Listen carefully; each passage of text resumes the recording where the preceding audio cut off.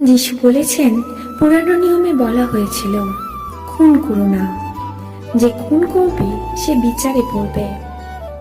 কিন্তু আমি তোমাদের বলছি, যে নিজের ভাইয়ের প্রতি ক্রোধ করে সে বিচারের দায় পড়বে।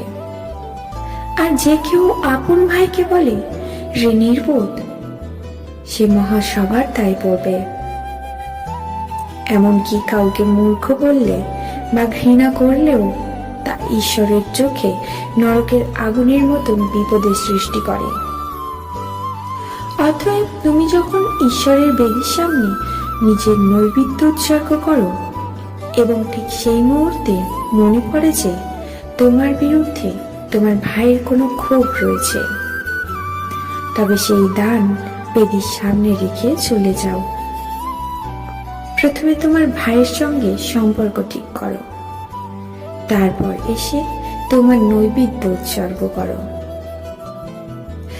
এই বিষয়টি সম্পর্কে আমরা জানতে পারি মথি লিখিত সুসমাচার 5 অধ্যায়ের 21 থেকে 24 পদে, যেখানে যীশু খ্রিস্ট আমাদের শিক্ষা দিয়েছেন যে ঈশ্বরের কাছে শুধু খুন করাই নয়, বরং মনের রাগ, ঘৃণা এবং মানুষকে অপমান করাও সমান পাপ।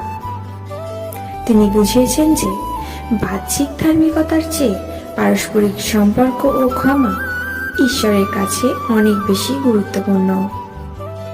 আমেন। Praise the Lord. সকলকে জয় যিশু।